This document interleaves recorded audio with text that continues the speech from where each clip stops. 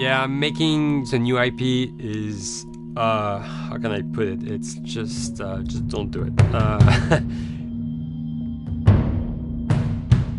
It's insane. I mean, it's a very difficult process. You have more questions than you have answers, especially when you come from like you've been making Uncharted 1 and Uncharted 2, just kind of like now like things are going, you just kind of like good momentum, and then suddenly that momentum like just drops, it stops.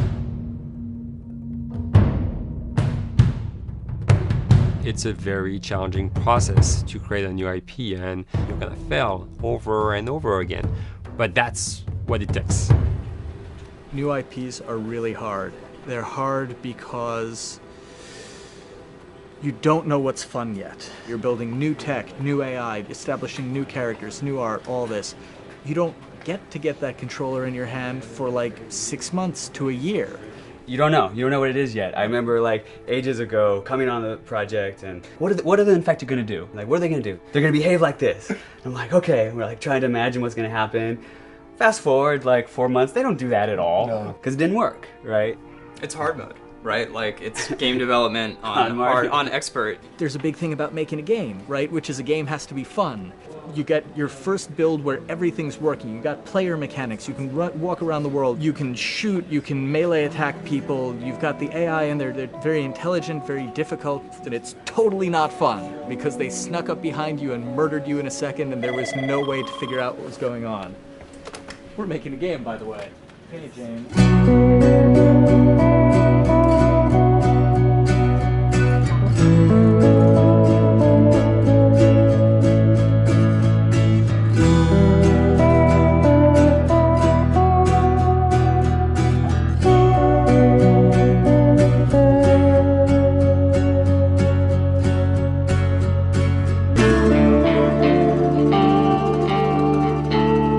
The company has grown quite a bit since I started. I think I was the 12th employee or something back when we got started, but we've tried to stay true to those smaller studio roots. I've been here for 16 years. There's just no reason to leave. I just like the environment here. It's very non-corporate. I think the way we work on Naughty Dog is kind of special because we don't really like hierarchy or bureaucracy, and no one is really just a manager here. Naughty Dog has a very flat structure. We pretty much all report to the co-presidents and the game directors. I always tell people when we hire them, just like, my job is going to be able to trust you, and that's what I want. I want just to give you something and you go with it, and I know it's going to get done. We believe in iteration, we believe in collaboration, and we believe in the people making the game working directly with each other.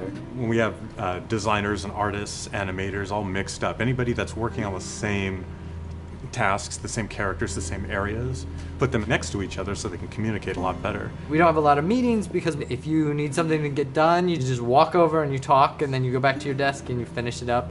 And I really like that. I like when I just walk in the office and I see just designers talking with the programmers or programmers over the animators and talking to them. I think that's when really the magic happens. Naughty Dog, we really try to cultivate a culture where anybody can criticize anybody else's work. And we encourage people to be blunt about it and not try to sugarcoat it too much. It takes too long to be nice sometimes.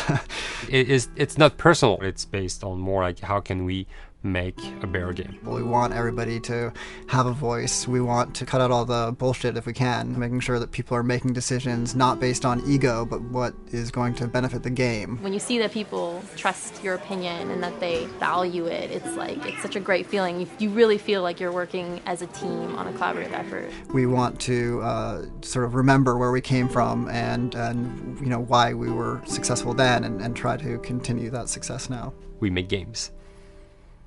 That's what we like to do. Back when Uncharted 2 wrapped up and we decided that we were going to build the second team and create a new project, we kicked around a lot of ideas. One of the very earliest ideas was to go back to Jak and Daxter.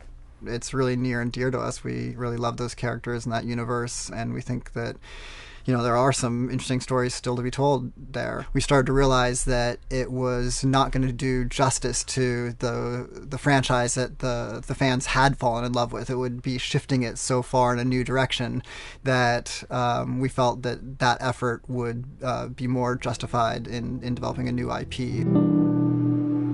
Neil and Bruce came to Christoph and I and said they wanted to do a post-apocalyptic game. I think the core essence of what they wanted to do, though, was to try to tell a story about two people and how their relationship evolves over the course of the entire game. That potential, oh wow, there is something very special about that game. This is going to be polished. Like, you're not sure if it's gonna work or not, and you have doubts. And like, should we be doing a game like that? Should we be doing a first-person shooter? Whatever. Like, you ask yourselves all those questions. And the creative director and the game director are the core of the team that have to really see eye to eye. That's why you have that balance between like Bruce and Neil's gonna try to push the just the story and the characters, and Bruce is going to try to push that with just the gameplay as well. And so it's kind of like those guys are just trying always to find the right balance between the two. It's a very delicate process. We feel that the interactive medium has an untapped potential to touch the feelings of the player. You have that connectivity, the fact that I'm actually in the world and participating in what's happening on the screen in front of me. It gives us some sort of advantage to make you feel connected with what's actually happening. At Naughty Dog, that's what we're trying to do, is pair story and gameplay together. If we can make you feel like you're actually with these characters on that journey, and you're invested in those stories and those characters, then you're feeling, in theory, the same thing that they're feeling. As the story evolved and took different shapes and different forms, the thing that was always there was Joel and Ellie. And because of that, everything kind of grew out of that relationship.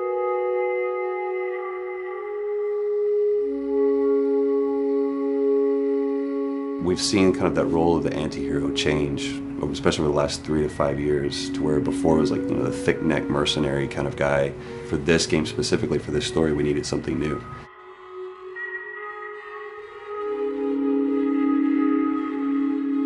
The reason we didn't want to make Ellie Joel's daughter from the get-go is because it wouldn't have anywhere to go. Of course, at that point, he'd be willing to do anything for his daughter because that is what a dad would do for his daughter. If they didn't even know each other at the beginning of the story, then we start from scratch. And it's almost like the player has the same relationship to Ellie as Joel does.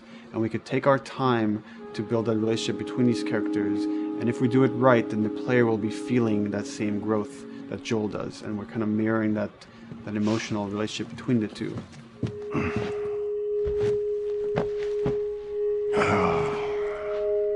What are you doing? Killing time. Well, what am I supposed to do? I am sure you will figure that out.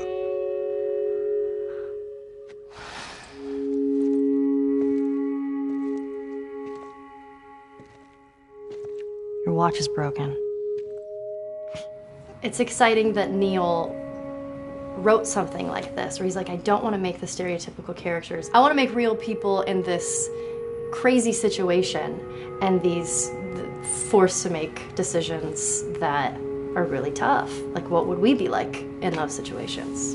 I mean, we weren't consciously trying to pick male or female for characters. You just try to pick characters and just be honest with who they are. It almost doesn't matter, right? Joel's daughter could have been Joel's son. Ellie could have been a boy, and Joel might have been Tess. You could have swapped those roles, and I think the story would have still worked. The focus on female strength, it's so unique. You get to see what's so powerful about a woman through all of these female characters, which makes this game wonderful and unique.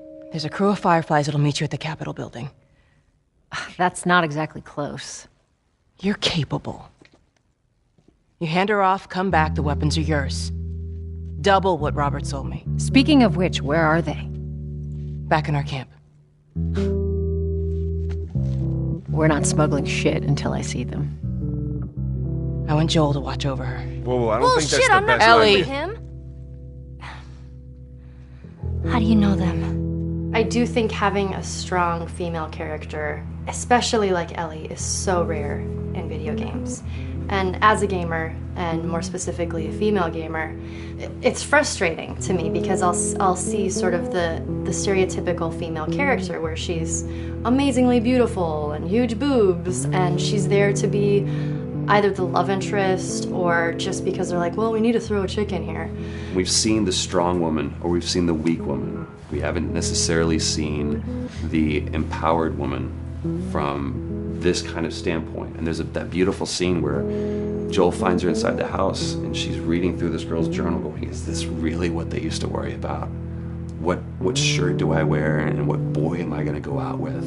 You know, and to be met with those first world problems that we deal with every day and go, how trivial is all of this? I think it's going to resonate a lot, not just with, you know, a female audience, but with a male audience as well. The thing that was intriguing to me after the fact is knowing that we're kind of creating a female action hero in a way, and this is her origin story with Ellie.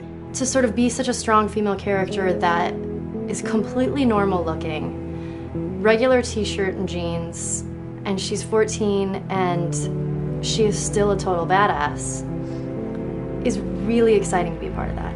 There's so few non-sexualized women in video games, especially in the main role, that we were kind of proud that we were creating one. It's very complex, and without the players knowing it, she becomes the protagonist by the end of the story.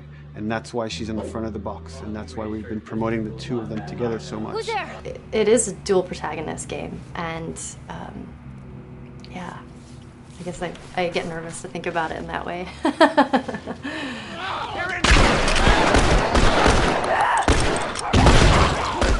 We couldn't talk about it. In fact, in interviews we've been lying about it, saying you never play as Ellie because it was so important for that to be a surprise. Sorry, journalists. Here we go.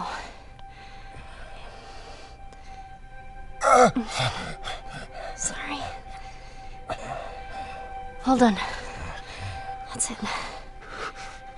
The tone of the game was set pretty early on that we knew that we wanted to make a really grounded story. We knew that we wanted to make the player feel the sense of tension and dread and go through the same emotional roller coaster that Joel and Ellie were going through. One of the things we kind of struggled with is to say, well, if we want to really ground this world and make it so like realistic, maybe we shouldn't have anything that could be perceived as a monster. Maybe like by just having an infection that just killed people, and it's all about humans and how they deal with this post-apocalyptic society and how different people decide to survive. Maybe that would be enough. And what we realize is because we're making an action game, a lot of the storytelling happens on the joystick. And once we remove the infected, it's like all of a sudden now we can't tell the story through gameplay of what happened to the world. And that's where we kind of went back and kind of brought the infected back in, because it lets you see, once you're fighting them, the threat that people had to deal with, that otherwise would just be very cerebral and people could talk about it, but you couldn't necessarily experience it yourself. In a novel, that might work. In a game for us, specifically an action game, it didn't work. And from there, when we start kicking around those ideas, and we're just like, what would be cool just to play? The early inception for it really came from a BBC video we saw called Planet Earth, where they were talking about a cordyceps fungus. This cordyceps fungus gets inside of the brain and controls these ants, and mandibles start chomping, they grow up to higher areas, cordyceps fungus sprouts out, and then it germinates. And essentially uses them to spread its infection and take over whole colonies, sometimes wiping them out. As soon as we saw it, we were intrigued by the idea of, what if it jumped to humans?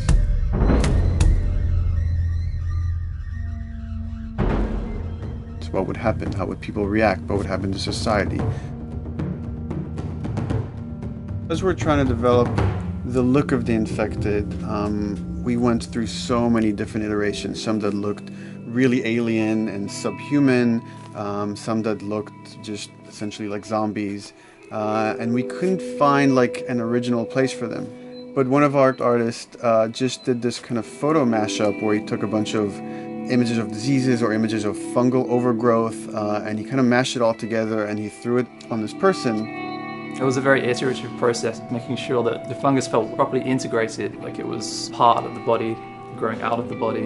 And not just fungus growing on the head, but it's tearing the face apart, cleft down the middle, it's gaping maw of a mouth with the crooked teeth. And it's in great agony as its humanity and its brain is still somewhat functioning. Maybe you still have some human cognitive abilities or thought process back here. This isn't some decaying corpse on the ground. This is a living thing that's going to be coming after you in the world. The fungus is always the focal point. So you can see from a distance, oh, this guy's infected. I can tell straight away.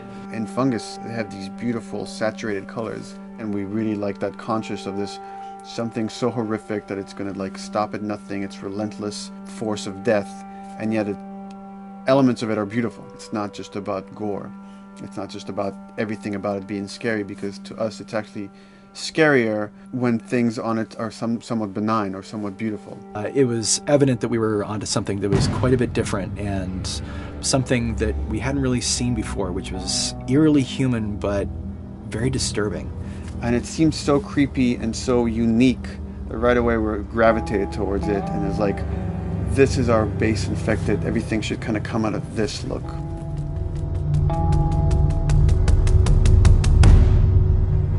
So once we had this idea of the face-splitting kind of look that eventually became what we called the clicker stage.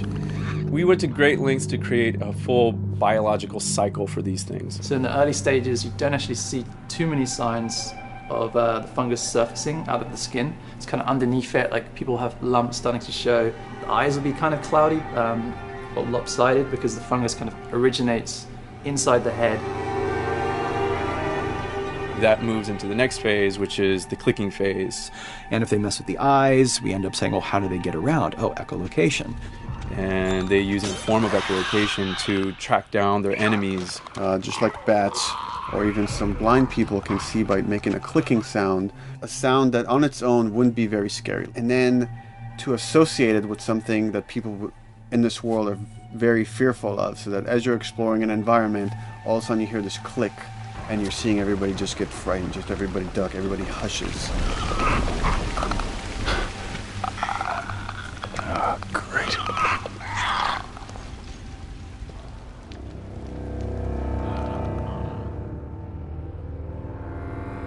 The bloater is the most severe of the stages. So large pieces of the body has been replaced by these kind of fungal plates. The fungus completely takes over the body and blooms. They're kind of covered in things that have been growing on them. Things like moss and like little life on life kind of. What the fuck is that? Goddamn bloat! When the infected feels like it's going to die, it finds like a dark corner and it becomes part of the environment. The human elements aren't there anymore. And then the body is gone. They lay down and sprout and then spew spores. And if people can breathe those spores, they become infected as well. It all had to kind of make sense of how each stage flowed from one to the other. And that's hopefully how we've created a world that you can kind of look through it and understand the science behind it and say, I could buy this, I could get into this.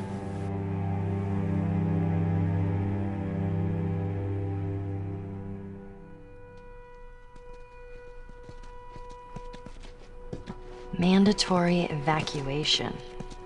Evacuate to where? What do you think? Quarantine zone. See, some places got a heads up before the infection showed up. Most didn't. Over the course of Joel and Ellie's journey through this game across America, you find all these different societies, all these different enclaves, and you get to see how do they deal with the infected. Without the manifestation of this infection, you can't have these people making those interesting choices.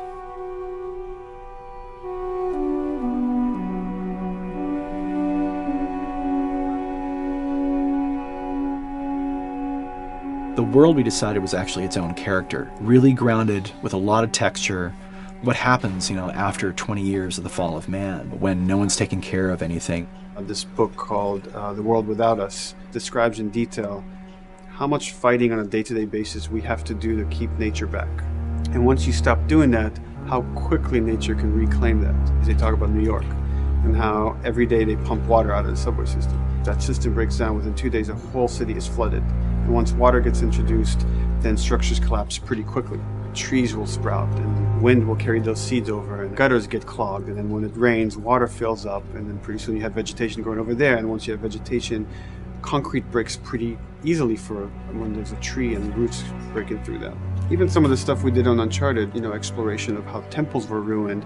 What if you took those ideas and put them in Pittsburgh or Boston? And obviously right when that happened, you can imagine that being pretty terrible to look at. But you think about 20 years later, and with rainwater filling up those sinkholes and then those becoming like little marshes with lily pads in them. We had this wonderful piece of concept art we developed really early on, and there are all of these wild animals that have escaped from a zoo and over the past 20 years have bred, and now they have herds roaming these cities. And that's something that tells you that life goes on and this world is worth saving.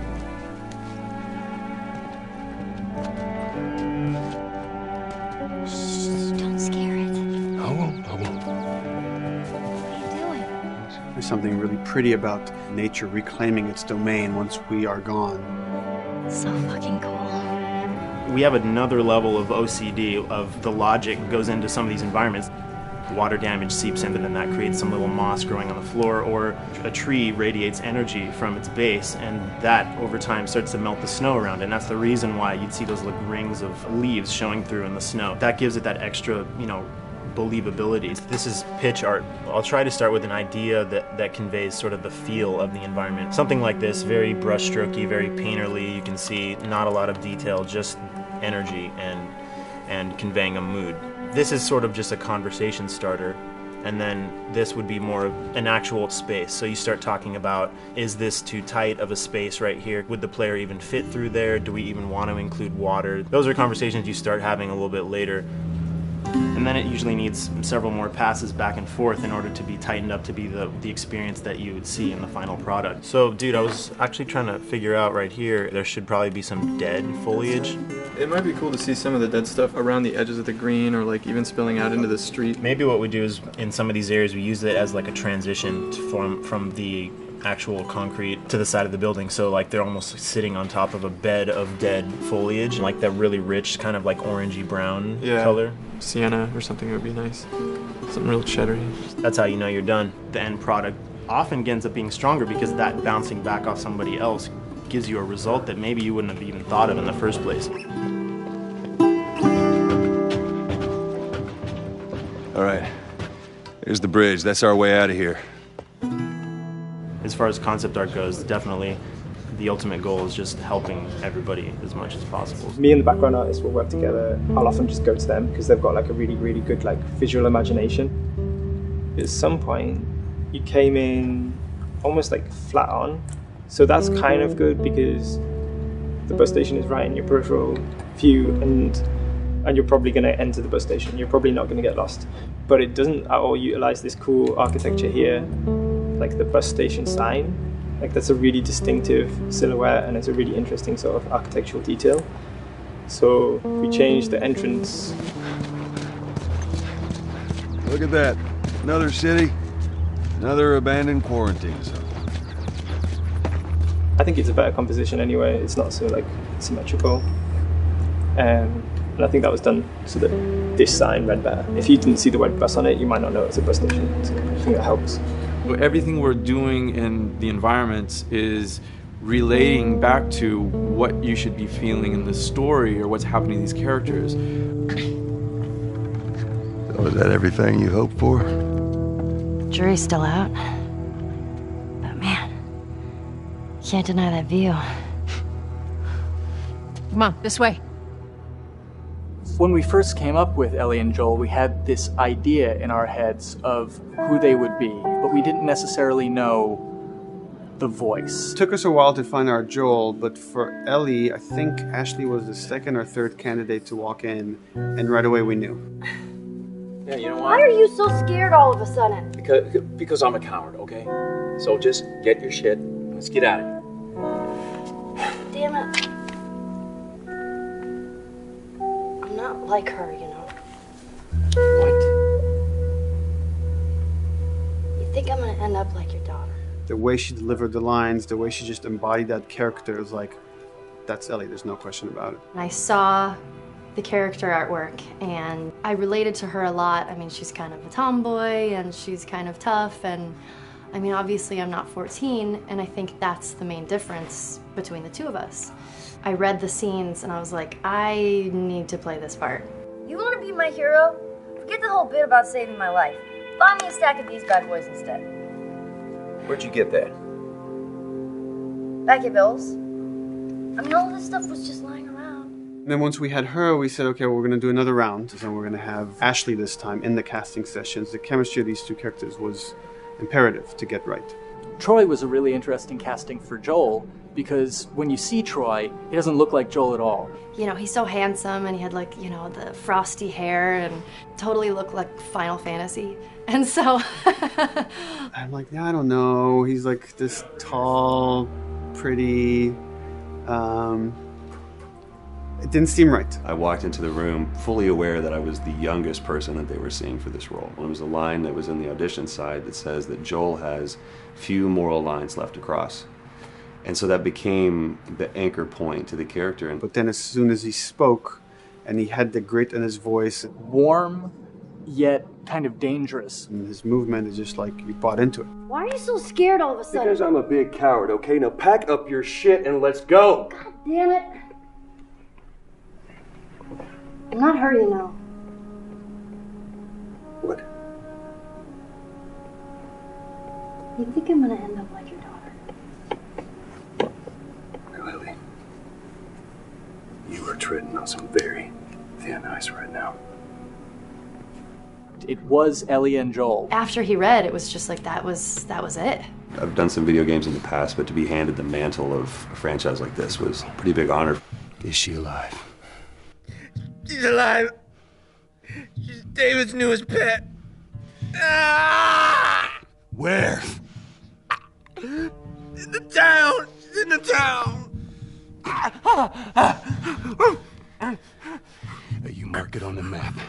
It better be the same exact spot your buddy points to. Neil pulled me aside one day, and he said, I have some ideas. And as you're well aware, Neil is a little twisted. He came up with this character, and, I just jumped at it. It was such a departure from everything I've done here for Naughty Dog, to say the least. Name's David.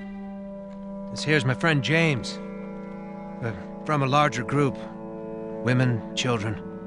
We're all very, very hungry. To be able to put on a voice that, hopefully a lot of people won't know, won't notice that it's even me. Because we didn't want it to be Drake. Drake eating people, that's a whole nother game. How did you put it? Tiny pieces. See you tomorrow, Ellie. Certain voices that I can do wouldn't fit the David's artwork, but he showed me the art, and I said maybe it's something like this, where everything's, it's very quiet, and just, he's not really sure, and the voice can break a little. And he just looked and goes, yeah, that's it. So I'd love to tell you we hashed it over and we talked. No, it just, I looked at the picture and I tried something. He said, yeah. A few weeks back, I sent a group of men out a nearby town to look for food. Only a few came back. And turns out that the others had been slaughtered by a crazy man. And get this, he was with a little girl. You see, everything happens for a reason.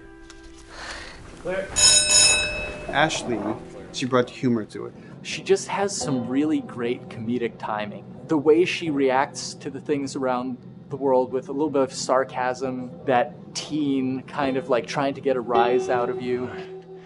Now watch your step as you're going out, because it's going to be a little... It just brought a certain levity to the story that the story needed. You didn't even realize it needed it until she started doing some of that stuff.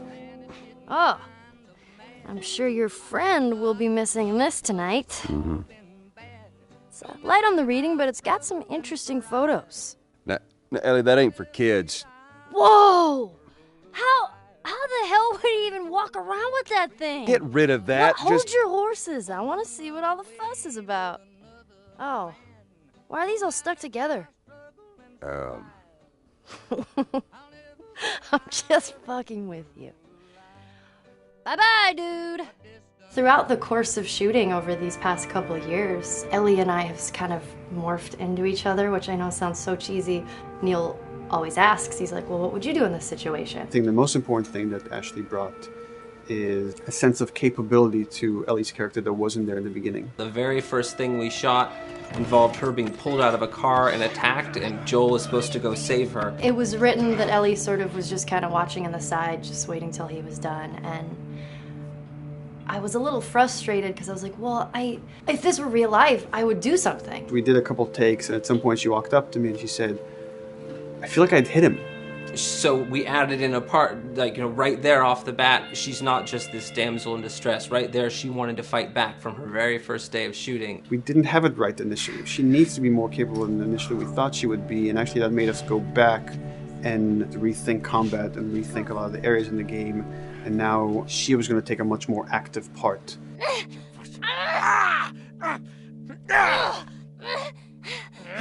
Anything that requires, a lot of body movement, we do with the actors on the mocap stage. And we try as much as possible to use our actual principal actors, use their body motion as well as their voice. We capture it all at once there on the stage. Having the actors perform as well as being recorded at the same time was imperative to get an accurate performance. Because every time you split up the performance in any way, you lose some of that magic where they did a gesture or they delivered the line a certain way. And those things have to be in sync, or there's just something subconscious that's like off-putting about the performance when you don't do it that way. You are treading on some mighty thin ice here. I'm sorry about your daughter, Joel, but I have lost people too. You have no idea what loss is. Everyone I have cared for has either died or left me. Everyone fucking except for you. So don't tell me that I would be safer with someone else, because the truth is I would just be more scared. It gives you the most authentic, most realistic performance, because you're actually there, not just making your own choices, but making your own choices based on the other people that are involved in that scene. So you get this truly natural approach to things, and it shows up. It's like theater in the round. You can do anything from any angle, and the smallest, most subtle thing we'll be able to pick up. There's no place to hide. So you have to be as prepared as possible, because you have no idea which moments they're going to use. There are these little improv moments and, little nuances that you get that probably isn't scripted, that just comes out of play, while they're performing. That mistake that is just blossomed into a really good idea. Did we improv on The Last of Us? Yes. Yes, we did. Doing this was a whole lot like being 5 playing in the backyard with a stick, and this is my machine gun, and and a pine cone is my hand grenade. It's all your imagination. I'm doing the exact same shit that I did 45 years ago. I just get paid for it now. We square. We're square. And get the fuck out of my town. I don't do a lot of voiceover work, so for me it was nice to be able to work off of your other actors. I can't imagine it working any other way. I'd never done mocap before. I didn't know what to expect. The suits were crazy. Yeah, the suit gave me wedgies. Like, deep wedgies that I had to pick out with my middle finger. Too much information. Just how damn sexy I look in a motion capture suit. I look like 10-pound of sausage in a 5-pound casing in that thing, man. Once you get past the fact that like everybody else and you look like weird clown people with these little dots and stuff, once you like give over to that, it really was pretty easy to make it just feel like you're in the moment and in the scene. Everyone that was on this is a slam dunk. This isn't just another gig to them. And that creates a really cool energy for people to really start experimenting and playing jazz. Floor is yours. And action.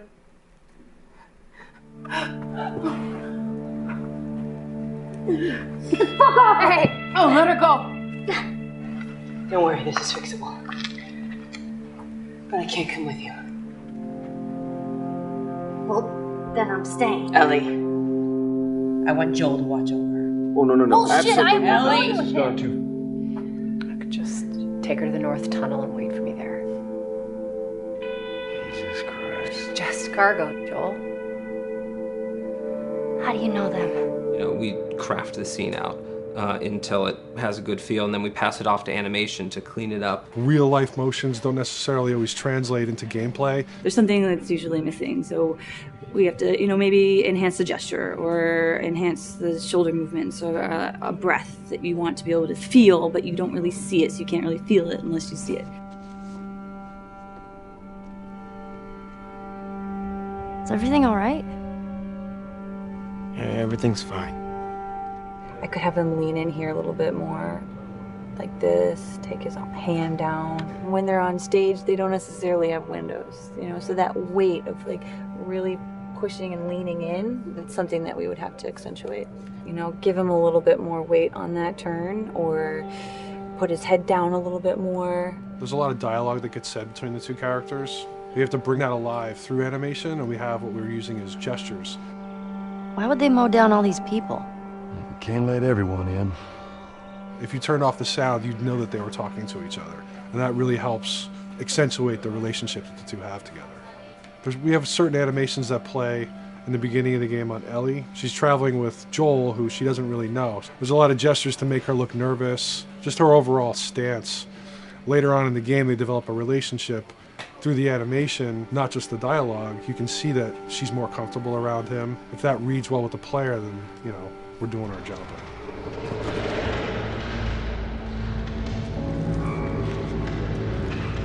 We want her to look scared when she gets a gun. We want her to look scared of the gun.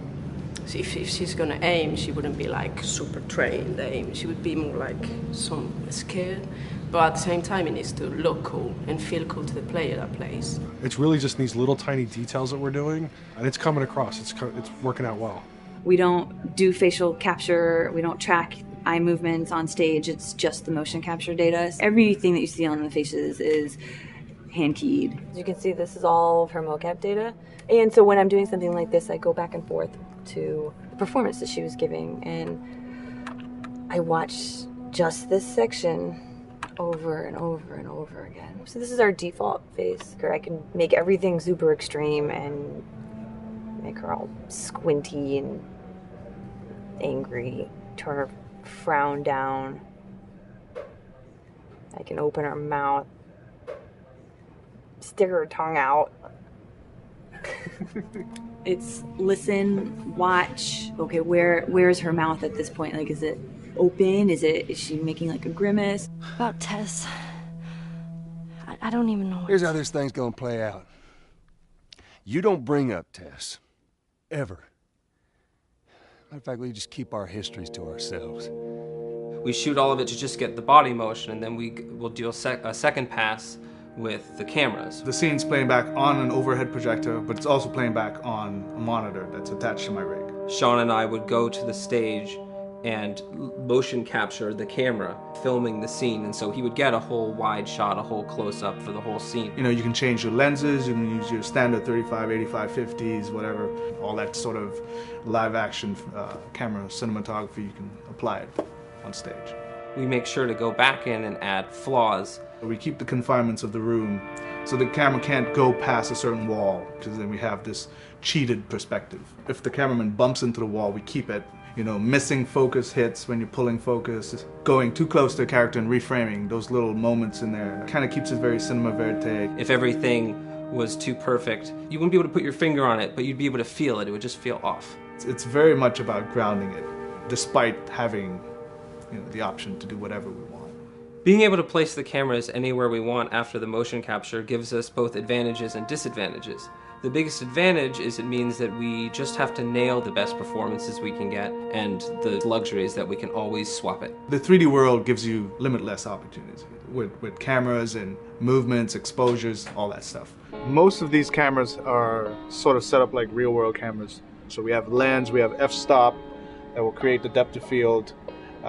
We have aperture to set our film back and all that stuff. A master, and then I have my close-ups, my over the shoulders, sort of just like a live action production. Let's go to camera 30 at the 23.458. Then I get that kind of weird, bend across his back. The closer I bring the camera, the more bend I get, which is doesn't look right. It looks less cinematic than if I do that, which flattens the whole thing. And I'm trying to also catch Ellie. Like if you scrub a little more, catch her in the back here. So I want a longer lens of that kind of stuff. Since I've only had experience working with live action before I got into video games, it was a kind of a cool adjustment to be able to have this extra flexibility in post, to swap a line of dialogue for something different, even though that's not what the actors said at that time, and to be able to still have a close-up on them while they said it. You get to make it probably more perfect than you could ever make it in live action.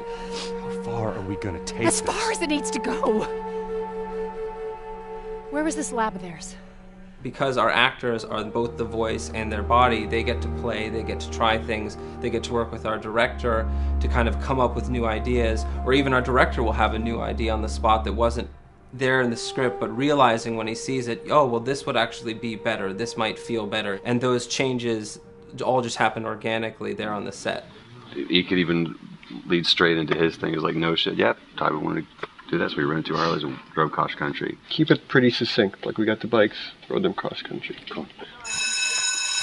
It's shocking to me that this is Neil's first time directing. There was a specific tone and a specific approach that Neil and Bruce wanted to take with this. It just came down to there's nobody who knows the story better than you, and then there's nobody that knows these characters better than you. Why don't you just do this? He and I actually had a conversation about it. He says, I think I'm going to try this myself, and I'm not sure.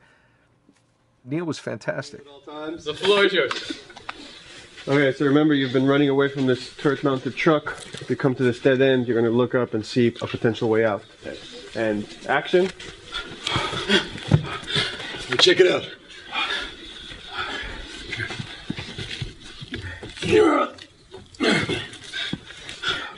I mean, his writing is honest, and it's dangerous, and it's natural. And I love his economy of words. He doesn't hit everything on the nose, so it leaves it open for you to interpret and bring some nuances and things like that. The entire process is collaborative, but really it's led by Neil's willingness to change and flow and decide something doesn't work, fix it right there in the moment.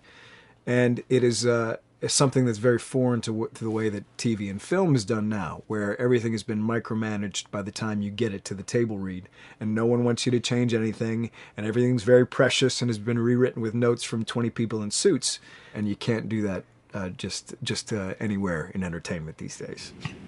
Yeah, I want to make sure. I think I swung too far over to this way, and now it's a little bit of making jokes about it, and I need to bring it back to center a little bit.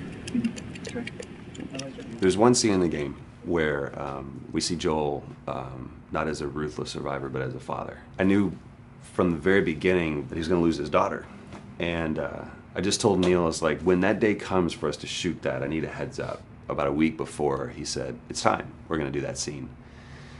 I was like, okay, because I knew that I was going to have to go to this place that you don't really want to go to as an actor. You want to find some aspect of reality that you can empathetically draw from, Troy and I were both kind of just like walking around for a while and just kind of getting into the zone, and well, my grandpa died when I was 8. He was like my dad, and so that's always what I use to get into that place. I started recalling all those memories and starting pulling up all those feelings, and they're just right underneath the surface. When I walked back in, everyone realized that something was different. They kind of calmed down, You could feel the energy just drop a little bit more. It was brutal.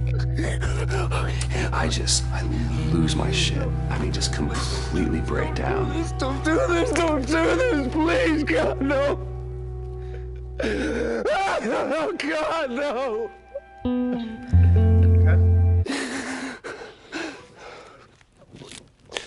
The soundstage was deathly still. It was the first take, and I felt really good about it. And it's like Neil said, okay, let's do it again. And so you do it again, and automatically you feel like you're manufacturing because you're trying to go back to that place, and you're in that actor nightmare of trying to get back to that reality. And we go through it again in 5th and 6th and 7th take, and I'm just exhausted. I'm crying between takes, and I'm looking at Neil going, this is really, really hard. And finally, after the 8th or 9th take, he said, all right, I think we got it. I was like, oh, thank God. And I went outside, and I was just jacked up for the rest of the day. I mean, a wreck emotionally. But we got it. Then 2 weeks later, he calls me. And he says, so we need to reshoot a scene. I'm like, cool, what scene are we doing? And he just looks at me. I said, dude, don't do this to me. And you can either at that moment throw your hands up in the air and say, fuck this, and walk away. Or you can say, okay, this is an opportunity to get it more right. I'm like, okay, all right. If you don't think you got it, I'm going to show you that you got it. We've got it in the can. And so we go through it again, and it just feels fake, feels artificial. And Neil goes, go through it again. We start doing it again. And I'm getting madder and madder with each take. And finally, about the fourth take, Neil comes over to me, and I love him so much. He goes, so I'm picking up on some resistance. I was like, you're damn right you're picking up on some resistance. We've got this in the can already, and we're just wasting our time, and we're wasting all this effort and energy. And then he started talking me through the scene. And he was like, what I need you to do is I need you to just strip yourself of all these ideas, and I need you to hit this beat, and this beat, and this beat, and this beat, which just makes it sound so mechanical, and it's such an emotional scene. So we start going through it, and literally I am mindlessly doing these things at this point. Okay? I know it hurts, baby. I know. So I'm gonna lift you up. I'm gonna lift you up. I'm gonna get you over here. Come on, baby. Come on, work with me, please. God, baby. Sarah. Sarah! Don't do this to me, baby. Don't do this to me, baby. Come on. And he stops, he goes, now we got it. And I realized that the reason why I wanted that first take to work was because I wanted everyone to look at me and go, wow, what an actor. And that's not what the scene needed. Those moments where you just have to sort of calm your ego down and just go back and do your work. That scene actually works, not because of me, but in spite of me. And that really is the marker and definition of working with a truly good director. There are many like it, but this one is yours. Why don't you have a seat?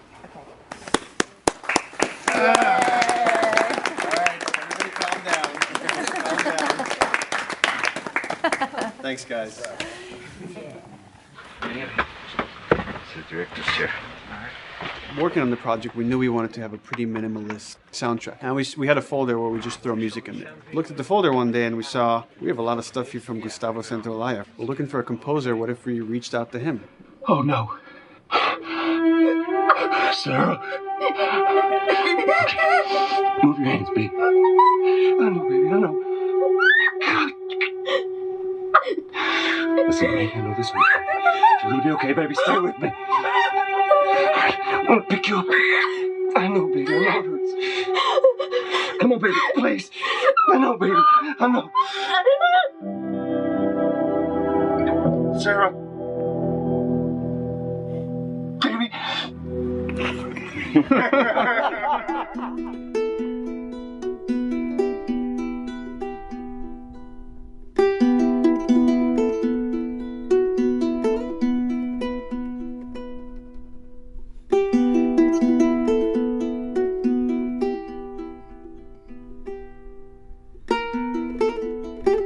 My life has been and still is kind of like a road movie. I grew up in Argentina. I came to the United States in 1978 because we had a horrible political situation in Argentina. We had a military dictatorship where 30,000 people disappeared at the hands of the government and many other more were tortured, and I was blacklisted. It was just impossible for me to keep on living there. I've been jailed many times since I was probably 15 years old just because I had long hair and I play an electric guitar. So I had to embark on this trip. I can relate to that kind of need of movement and going to the next place and the next place and the next step. I'm always attracted to the possibility of getting involved with a project from the very beginning. I like to work from the script and talking to the director. It's never been, oh, give me a piece like this or give me a music that's this. It's just been very high level. Here's what the story's about. Here are the themes. Go write some stuff. Since I don't know how to really read or write music, the way I produce music is actually recording it. So I like to come early in the projects, and I did in The Last of Us.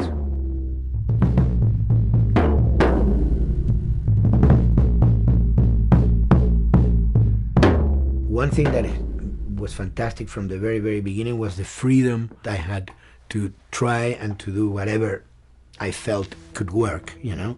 As the story was still being written, you could listen to this piece of music and just get a sense of where this needs to go tonally, because the music was still inspiring the story. So that was the great thing of having the music written so far in advance. And at the beginning, I mean, I was going really out with some things, and sometimes some of those things were the ones that they liked the most, you know? So I really felt very motivated to work, and I enjoyed immensely working. It was this very organic back and forth experience where one element was inspiring the other and vice versa. I needed to go into some more dark places, more textural and not necessarily melodic.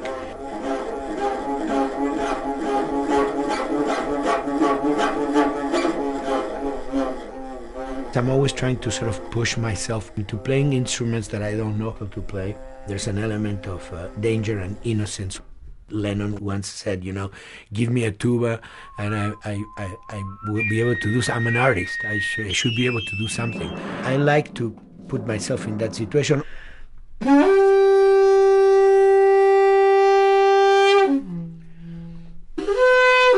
So these are just PVC pipes, the one used, you know, in construction.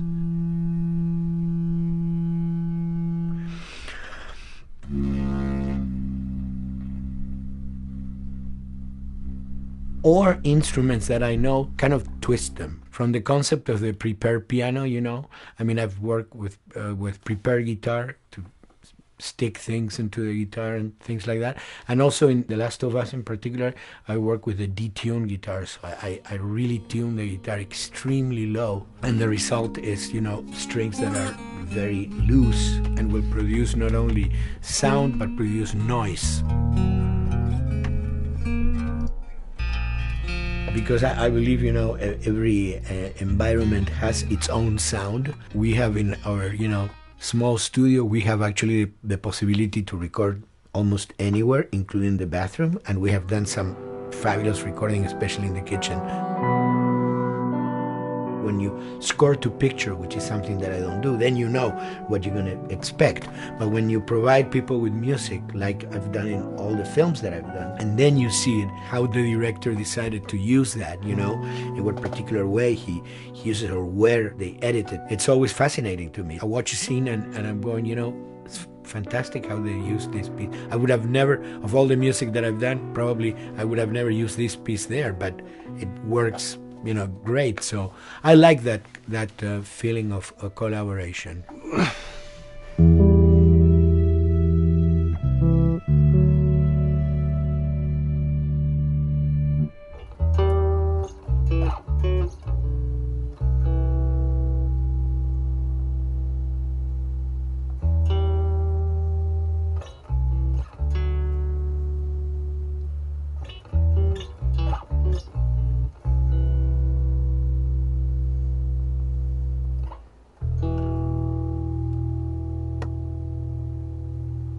I think, you know, the guys also that work in programming and adapting that music to the game, they should share a lot of the credit for the end result. In the beginning, there was silence.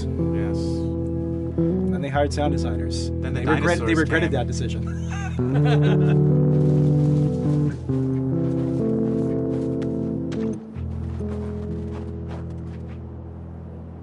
Hold it steady. Ha! Got you! In a much quieter environment like that, we really had to fill out the soundscape with much more natural sounds, much more detailed, delicate sounds. The tension comes from the lack of sound, in a way. Your brain is thrown off because we're expected to hear buses and crowds. All of a sudden I hear wind and leaves rustling. Again, it's creepy and beautiful at the same time because it's almost like I'm going on a hike, but I'm in a downtown area.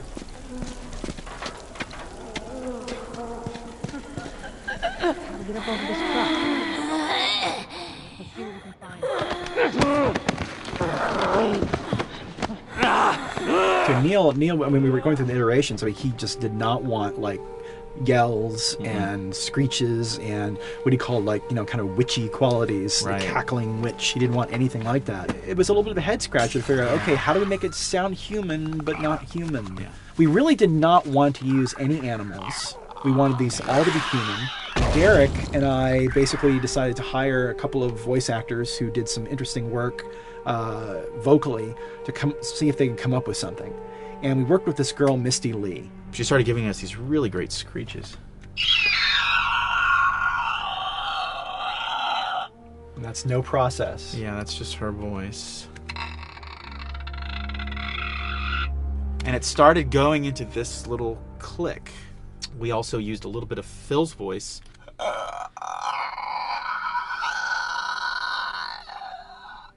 We'd combine that also with an occasional Derek. That's just me, moving my tongue. And what that kind of did was it sort of grounded it all, like maybe in the mouth area, the wetness, all that kind of stuff. And it adds a nice texture, actually. This is a composite of all the bits I just told you about.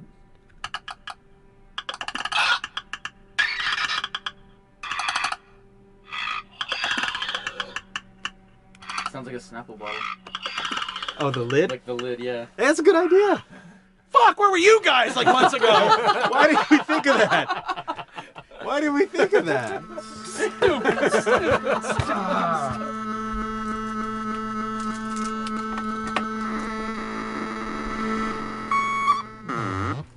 Viewers at home, you're probably wondering what this is.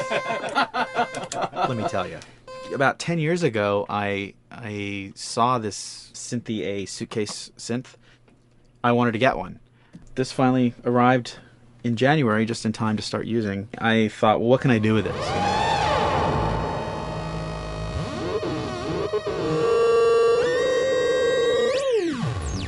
In Lakeside, there's a whiteout that happens, and this thing has a noise generator, which gives really convincing wind sound.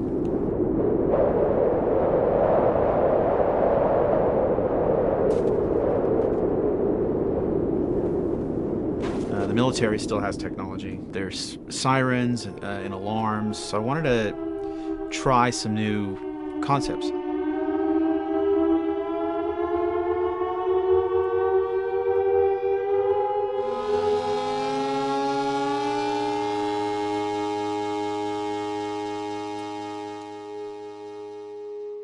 Man. What? Nothing, it's just... I've never seen anything like this, that's all. You mean the woods? Yeah. Never walked in the woods. It's kind of cool.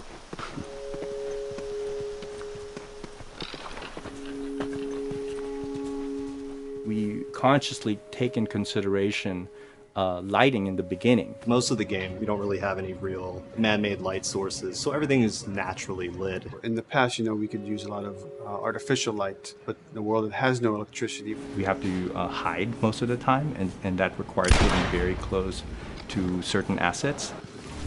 Just stay back.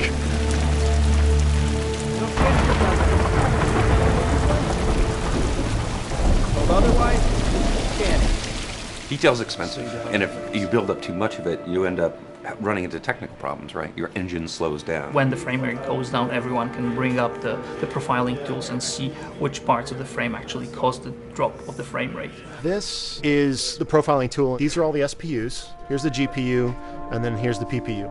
You can see here's the main process and here's all the sub-processes, and you can see, tells you how many milliseconds and cycles it's taking. The programmers are whiz at modifying this stuff and realizing, oh my god, why is this thing so big? We're taking 10 milliseconds on this thing. And then that's when they come over and find somebody and hit them over the head with a club and be like, why are you doing this? I love, we put the 30 frames per second goal because that's what we shoot for.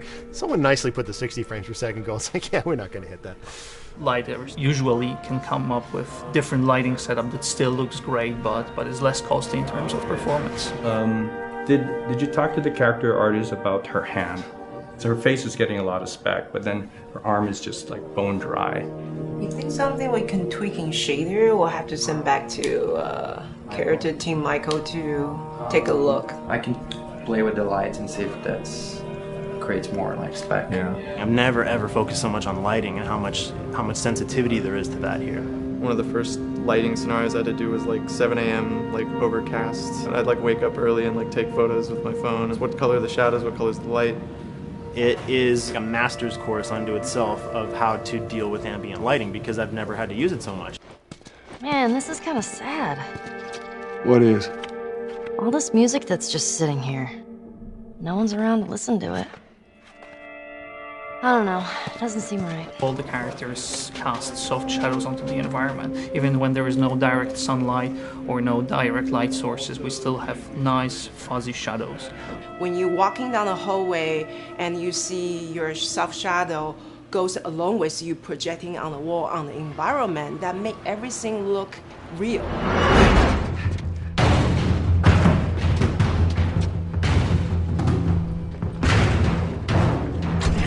Follow me through here. Okay.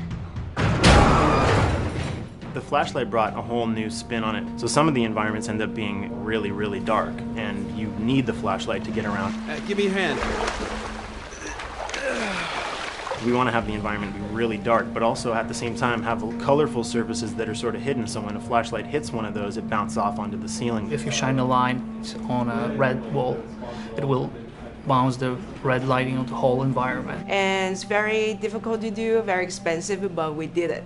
Everything should have a bounce lighting, otherwise the world is gonna feel dry and unrealistic.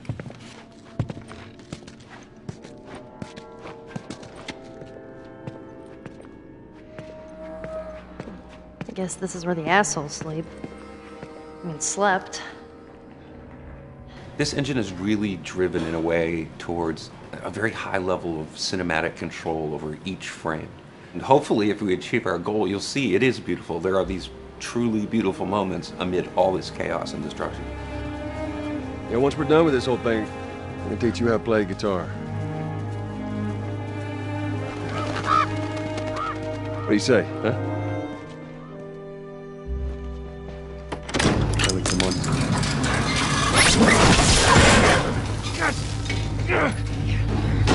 I got you. Damn it, Bill. What just happened? One of Bill's stupid traps. There, that fridge, it looks like that's a counterweight. Okay. The story really dictates sort of the arc of the overall pacing. Storytelling would always want to be subtle. They would always want to keep the world grounded in reality. But gameplay has requirements where the player needs to see this thing. The player needs to immediately know that the enemy is attacking, that this room is dangerous, that this room is a puzzle that you have to solve. What are the things that we can do on the joystick to make you feel the same way that these characters are going to feel when we get to this next pinch point in the story? There's a turn in a scene that we need these characters to take, and we need you to feel it or understand that, and that means you have to play it. Sail! Oh, thank God. Gotta keep running. Doorway, over there. Run!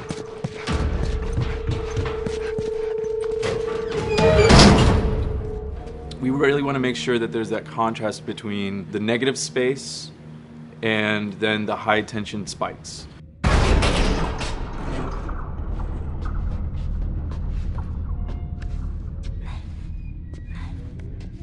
A lot of times we won't play music, or we'll play very minimal music just to let you know kind of the state, whether you're still in stealth or combat has broken out. Hearing someone's footsteps or hearing a person breathing on the other side of the door has so much tension to it. You hear that?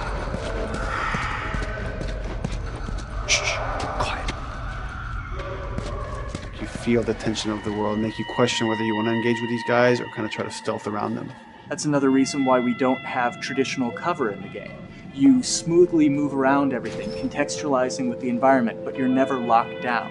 We want the player to, with that crafting system, with the scavenging system, with all of the abilities available to them, to constantly be moving around and changing as the moment arises. Gameplay is all about, I have a limited set of tools, and how am I going to use those tools and those limitations to overcome this obstacle in front of me. And that obstacle might be infected, might be another class of humans that wants to kill me for a bottle of alcohol in my shoes.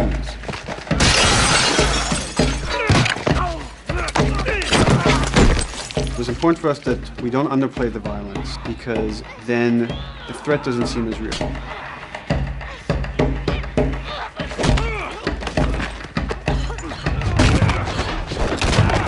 We see video games as this incredible medium to tell stories. We want to treat it as equals to books or comics or TV or movies. This is subject matter that would not be considered out of the ordinary to tell in one of those other forms of entertainment.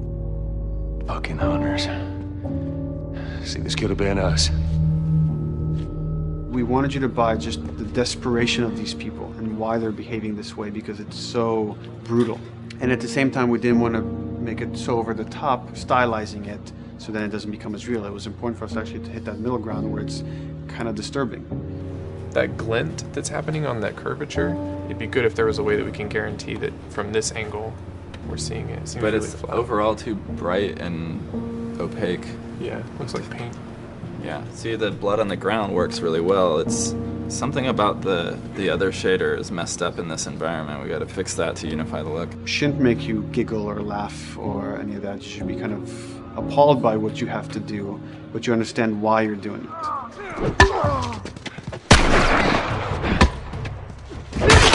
You want to feel each hit. You want to feel each concussive strike. Lives are at stake. You want a death animation to have impactful performance, not just have a guy keel over in a ragdoll. In real life, a guy hitting a guy takes a half a second, but in the game world, you want that to be as instantaneous as possible. I live my whole life in this very ugly test level. I basically just fight dudes in here all the time. Almost every move is divided between like an intro and a swing. And one of the many things I have to end up doing is like counting frames and being like, okay, on frame 18, I want you to get out of here. I want you to be able to start moving. Every hit reaction that an NPC plays, they are not necessarily in the correct pose. When you strike them the next time, we just pop them with a 0 frame animation change, which is usually kind of a no-no, you know what I mean? Normally you want characters to blend smoothly and realistically into animations. But what we found is that you can cover that pop up with a heavy impact. They can go from almost any pose into the pose that the impact starts from, and your eye just covers up the transition for you. So if you throw a brick at a guy, it puts him in this like kind of staggering stun state. And that changes the moves that you do when you come up and punch him. So now I'm gonna come up and punch him, and now when you're punching him, because you've hit him down, you get this like auto aim moment where you get like a free headshot. I try to make it so that, you know, if you kind of know what you're doing, that you can set yourself up for 1 + 2 = 3. Right here! Memory on a console is a very precious resource. All of Joel's animations with every weapon, all the NPC animations, the stealth kills, you know, all of that stuff happening need to fit within a 4 meg to 5 meg memory footprint. This is a list of everything that's loaded in game and how much memory it's taking, because memory is our most precious resource right now. So we have a level, we call it the bookstore, it's in Hunter City, and this is a zone, for example. So when I set an AI to this zone, he will never leave its boundaries. I want guys to guard this exit where you have to go through, so I'll zone a couple guys around there to make sure that they, you know, they can fight you and use all this cover, but they want to stay around this door. This is another key component of the AI, is what we call the nav mesh. This defines the overall play space of where an AI knows he can or cannot go. Hey look, that's where a cover used to be, and there's a hole cut out for it. I gotta fix that. Here's some other wonderful things. See these little red polygons? Yeah, that means they're not linking right for some reason, so that means they can't really walk through here properly. It's a bug, and I need to fix it. Welcome to my life.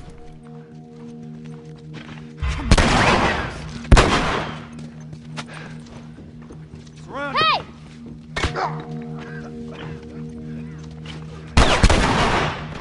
If you look at a lot of games, NPCs are usually only alive for, you know, a few seconds before the player ends up shooting them and then they're dead. We want our guys to be much more dangerous and much more threatening, which means they have to be alive for longer. They need to exist in the world for longer, which means you as the player can witness them acting out their behaviors for longer.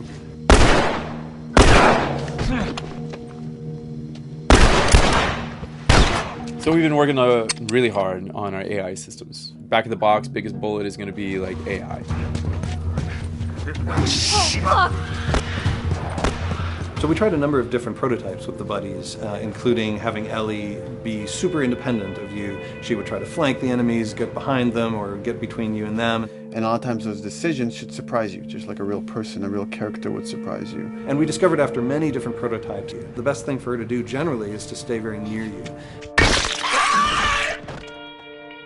You need the exploration, you need the scavenging, you need something to say like, okay, if we just crank it to 11 the whole time, then it's pinned up there and there's no time to breathe, no time to assess or analyze, and no time to really contrast. There's no way of shifting the pacing.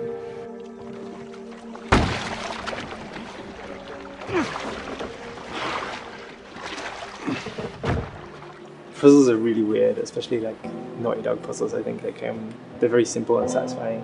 Most of this puzzle is strict exploration. You can see the ladder here, you can see the pallet there, you can see a clear route up to the ladder. So you're like, okay, maybe I have to get Ellie to the pallet, push the pallet over to this side, and like Ellie will climb up and lower the ladder.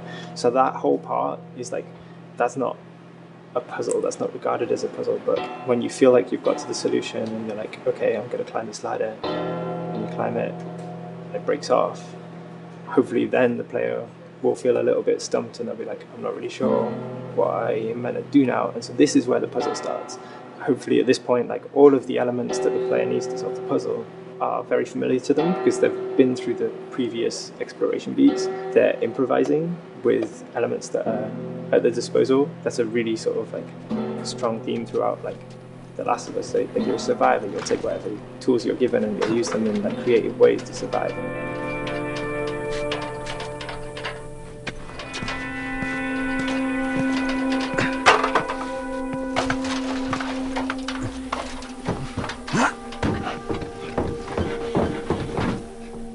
We set out to create something kind of new to Naughty Dog, this crafting system. Our lead designer, Jacob Minkoff, he got this book of like the survivalist handbook and homemade munitions and all sorts of funny stuff. Just start reading about, okay, if I was just wandering around in a collapsed society, this world, what stuff that seems like I could find? Alcohol and sugar, you know, if you want to make a smoke bomb. It's difficult to balance the right amount of resources against what you think the player's going to need and making sure that the player feels like they're getting just enough to survive, but not too much that they feel like they're a powerhouse.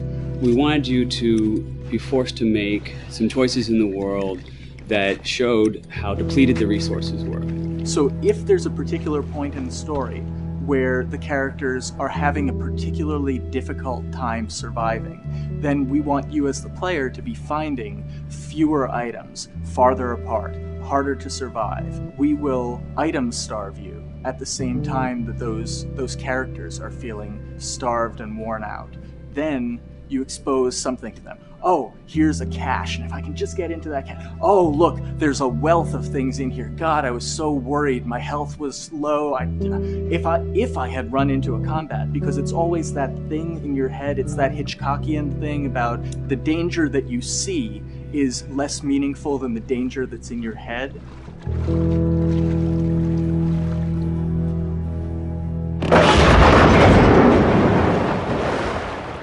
When we're designing the levels, you know, it's nice to have the stuff that we know people are going to encounter. You know, we kind of call this some of the critical path stuff. These are the things that 9 out of 10 players are going to find. They're right in the way. It's where you have to go. And then whenever designing a level, you want to have that little nook and cranny, right? You want to reward the player being like, oh, you went over here. And then you also want to have that other second nook and cranny. The player is supposed to go place a ladder here and climb up through the rest of the hotel. But what they can also do is shimmy across this area, and I place a really cool like upgrade kind of off the beaten path to reward players for exploring. So if they come all the way over here, they're going to get this really cool training manual. It's a funny little bit of trivia. The HUD system not the menus, not like when you hit start and stuff, but the actual HUD system where you see the reticles and stuff, was literally created for an E3 demo early in Uncharted 1, and that's been our HUD system, the foundation of our HUD system for the last 4 games. First time in Naughty Dog's history, we hired Alex. She's awesome, and she's got a really good understanding of UI and how it applies to games. The thing that I hate about any game's UI is when it pulls you out of the game for too long. No one wants to spend time in menus. Nobody loves UI, if we're being honest. Like, weapon slotting has probably gone through more iterations than any other system. The stuff that we finally ended up implementing, you press select, you get into this menu, then you D-pad left and right through the slots, and then D-pad up and down will change the weapon, and then just, you don't have to press X or anything, you just select out of it. When you're still, like Joel is here, that's fine, but then as soon as you get into an actual situation, so I'm gonna go over here and cause some trouble. Okay, so here they come, oh god. All right, so now I'm out of ammo. Now I need to like get back in that menu. I have to like run away from them, get into the menu, get out of it. And it ends up feeling like super clunky. Like again, okay, I'm out of ammo again. Get out of here. I need to take out one of my other long guns. And now Bill's in trouble. Bill's in trouble over here. And I've got to like I'm in a menu now and it's like, oh shit, whoever designed this UI is so bad. Like, what were they thinking? Bill's gonna die. In theory, it worked, but then in practice, it felt a little clunky. We wanted it to be the absolute minimum amount of button presses. You don't say to yourself, oh, I'm never going to be able to do this in time, so I'm just going to give up. I'll die, I'll restart, let me try again. You want to always make the player feel that there is a way to survive. They can just do this fast enough. And like what's gonna go in now, if you just left, right, D-pad through this stuff, you swap out your guns, like between long gun and short gun. If you're now on this gun and you were to hold X to pick your gun. So it all happens within the same system that you're using to slot the weapons. The first iteration that I did on that was awful. It just took way too long to get in. It was just a mess. QA was so upset at me like all the time. I'm sure they hate me now because of that system.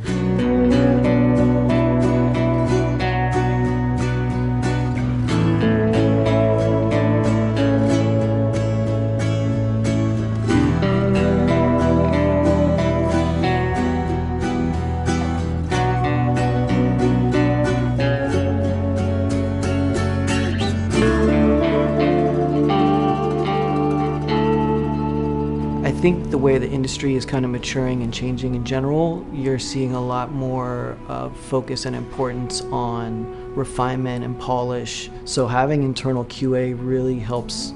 The industry is kind of changing from QA being this like tighten up the graphics on level 3 bro kind of vibe to like really being a more technical, mental, investigative job. On the publisher side, it's more reactive towards the code being delivered in a stable, controlled environment. Whereas on the developer side, especially at Naughty Dog, we are going beneath the art and the design. We're given enough weight where we can go up to somebody and be like, look, you have to fix this. Why? Come over, I'll show you. That kind of feedback, I would love to be able to say like, that was us, but it gets so diffused throughout the iteration process that you're just kind of like adding your I guess like genes into the gene pool and then just seeing what happens, you know what I mean?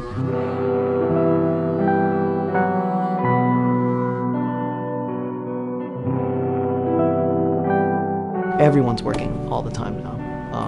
But like I tell people, like 7 weeks and then you can have tons of time off, enjoy the sun, you know? But for now it's like, this is it for everybody.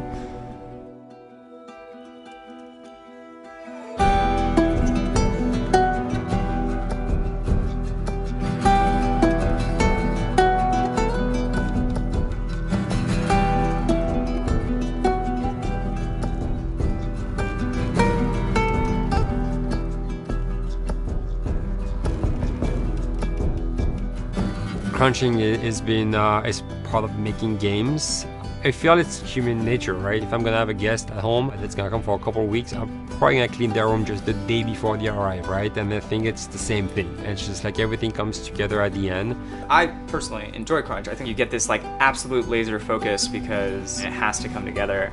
There's a camaraderie that also comes There's a together. camaraderie, totally, yeah. The vibe is everywhere, you know what I mean? Everyone's kind of like giving it 150% at this point. We're getting there, right? You start to get these glimmers, and I don't think anyone who doesn't make games realizes how late in the process you get those glimmers. 1 week before we shipped that press demo, we're all like, this kind of sucks. What's going on here? It's like, we need to dig down and find this. And in 1 week, the fun came together. Like you're shooting at a guy and then somebody flanks you and you hit him and you avoid the other guy who's shooting you and then you flank and go behind cover and you're like, oh, that 5 seconds in that 15-hour game was really, really fun. How do we make that 5 seconds happen thousands more times? My favorite video game is making video games. It is as challenging and as complex and as interesting. If we had to like try all the things that didn't work, what's hard about Crunch? It's like marching through that swamp of it not working. I mean, nothing's ever really final because you can always make something better. Always. So we're constantly changing and constantly reiterating and trying to make it better and better and better pretty much until we ship. As an artist, you're never really happy with your work. You could be given like 100 years to work on something and you'll still find things to nitpick and things to fix. Yeah, you can work on the game for 10 years and you'll still be crunching at the end. So it's like, okay. All of a sudden, it's like getting ready one morning in the shower and I was just like, oh yeah, I'm about to ship another title and this is going to be a really good title. And it gets you excited and you're like, all right. Do I think the game's gonna be good? Yeah, it's gonna be awesome. I think it was good a little while ago, and now we're gonna make it extra kind of good. Amazing. Yeah. What it will take to get there in these next 5 weeks, it's gonna be a lot. I'm excited. I have faith. Every time we're shipping a game, it's terrifying. You just hope for the best. You don't know, right? I mean, people have different opinions. We have to go with our guts, and I trust the team just to pull it off. This, hands down, is the hardest, most challenging thing I've ever done. We sweat a lot, and we worked a lot, and we all went home tired, you know? But I think that's you're gonna see that on the screen. I think that's gonna pay off. Ellie? Ellie? What? The ladder. Come on. Right. After David, Ellie's visibly distant. You could have done a cutscene to show, hey, you're being very distant, and she's not responding, but to also do that in gameplay to where it's something that you've done just countless times throughout the game with, let me boost you up here, get the ladder, bring it down so we can do this systemic thing, and the character responds with that, and you have to actually go over to her and go, hey, come on, the ladder, we've done this, let's do this. It's a subtle choice. Like Bruce and I talked from the beginning, is like we have these mechanics, how can we exploit them in a narrative sense? And that's one of those opportunities. I just think it's incredible that happens in-game. It's not a cinematic. It's something that adds weight to that controller when they're playing. Wow, so good! Let's go eat. Let's go eat.